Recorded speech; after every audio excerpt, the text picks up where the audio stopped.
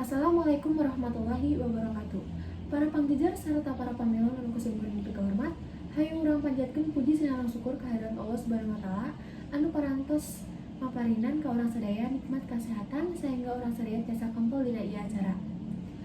Dina ieu acara abdi bade ngadengikeun ngeunaan pentingna ngajaga kesehatan. Tepangkeun wasta abdi Dinda Elvira Maulina simkuring ngagem pancen janten panuju catur teu hilap ngahaturkeun nuhun ka para panggijar sarta para pamilon anu parantos kersa hadir dina ieu acara. Ku kituna hayu urang buka ieu acara ku aosan basmalah bismillahirrahmanirrahim. Sarta acan hincakana ieu acara simkuring bade nepangkeun para panggijar anu bade ngadugikeun ka manehna. Anu kahiji aya Ibu Islay Dalilah pangajar biologi SMA Hiji Mandalika. Anu kadua aya Ibu Nina Marlina pangajar Bahasa Indonesia SMA Hiji Majalengka. Para hadirin, hayu urang awitan ieu acara kanggo mungkas waktos. Sumangga ka Ibu Ais kanggo ngadugikeun ka mandangna. Hatur nuhun ka Ibu Ais anu parantos ngadugikeun ka mandangna. Di masa pandemi ieu, urang sadaya teh kedah ngajaga kasehatan.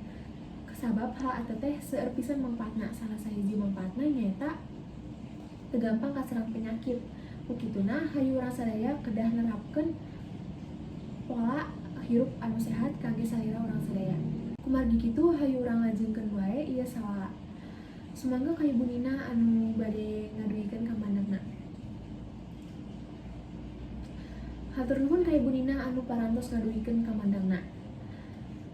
Ngajaga kesehatan teh seueur pisan carana. Salah sahiji carana nyaeta rutin olahraga. Lamun urang sadaya olahraga teh saliratna bakal lebih sehat. Contoh lain, urang oge kedah ngajaga kebersihan lingkungan. Contohna anu kahiji nyaeta mandi unggal poe, sarta acan saantos tuang panangan kedah dibersihkeun heula. Anu terakhir nyaeta micen runtah kana tempatna. Kanggo mungkas waktos, sumangga para pamilon anu bade ngadugikeun patarosanna. Dina ngadugikeun patarosanna, panangan kedah diacungkeun serta nyebatkeun nami, teras tong gogorowokan.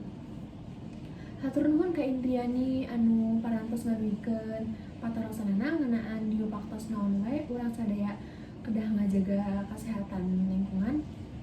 Sumangga ka Ibu Ais anu bade ngajawab patarosan Indriani. Hatur nuhun ka Ibu Ais anu parantos ngawaler patarosan Indriani. Anu jawabanna nyaeta ngajaga kesehatan teh di segala kondisi. Contona, urang kudu ngajaga kesehatan keur pandemi corona kieu sareng saentos pandemi corona. Teu karaos ieu acara teh parantos rengse simkuring salaku panuju catur nada dihampunten bilih aya patarosan anu kirang benerna atawa bilih aya kalepatan. Wabillahi taufiq wal hidayah. Wassalamualaikum warahmatullahi wabarakatuh.